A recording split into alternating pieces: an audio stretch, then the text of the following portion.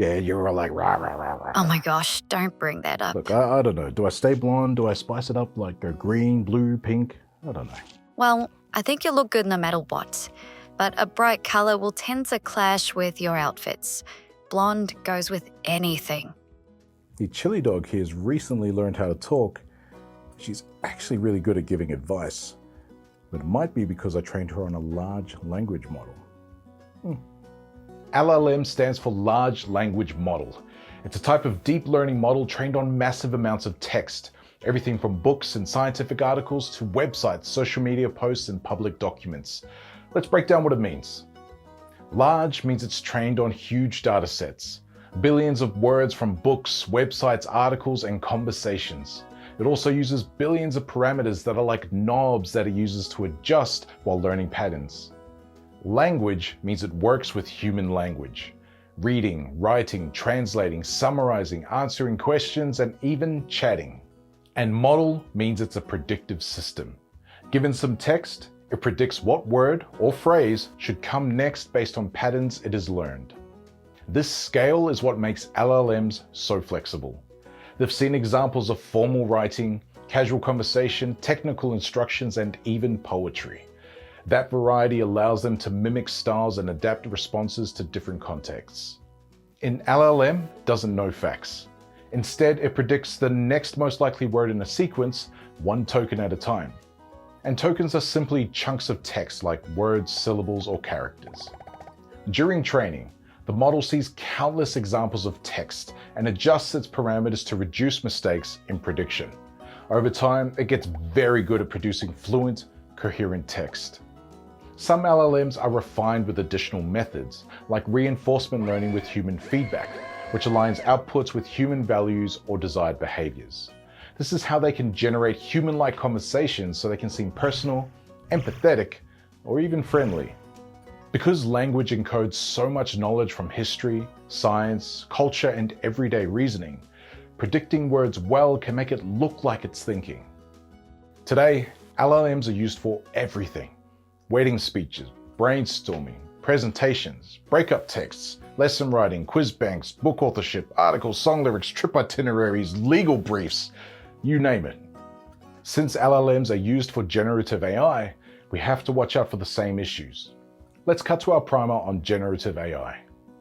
Generative AI models are trained on massive datasets, much of which comes from books, articles, art, and media created by real people available on the internet. That means that the outputs might remix or resemble copyrighted works without proper attribution.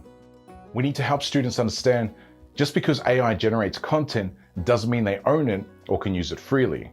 This raises important lessons about digital citizenship and respecting creators.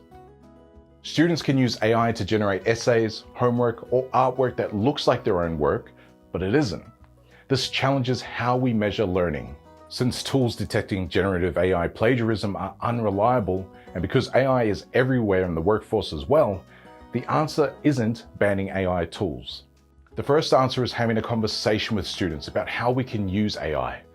When is AI support allowed, like brainstorming, drafting, outlining? And when is it crossing into plagiarism, like copy-pasting without engagement or learning? And secondly, we need to redesign our assignments to allow for thoughtful attribution of generative AI that allows students to demonstrate their own skills and understanding. Since generative AI creates content by remixing patterns, it doesn't produce truly original ideas, it simulates them. That means if students lean too heavily on AI, their own voices, perspectives, and creativity can get lost. We play a key role in encouraging balance, using AI as a partner to spark ideas and not as a replacement for students' authentic contributions. We also have to consider LLM-specific issues. For example, the data isn't perfect. It can contain bias, outdated information, or misinformation. And because companies don't always disclose the exact data sets, we need to stay critical of what these models produce. Additionally, because an LLM can seem human, people of all ages can sometimes forget who or what they're talking to, much like me talking to my dog.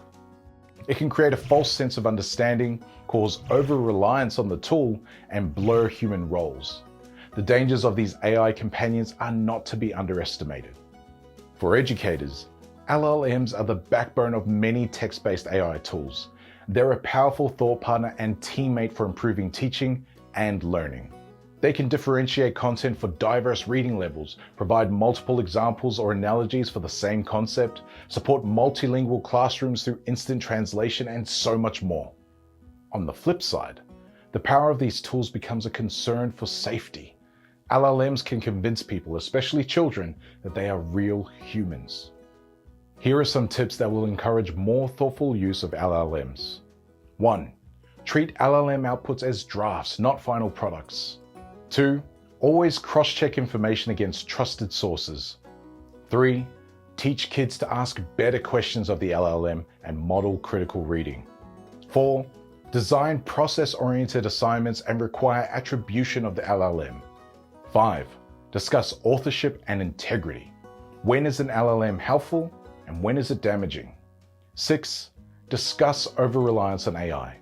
Because it can be a convincing thought partner, it's important to discuss habits of mind that help students retain their self-governance. And most importantly, 7.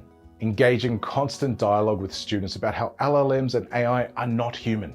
LLMs can be positioned as helpers, but should not be seen as friends, peers, or authority figures. Large language models are powerful pattern generators, but their outputs reflect the limits of their data. The opportunity isn't just to use them, it's to model critical engagement, ensuring students see the utility of LLMs without over-relying on them. As educators, knowing how LLMs work helps us separate the hype from the reality.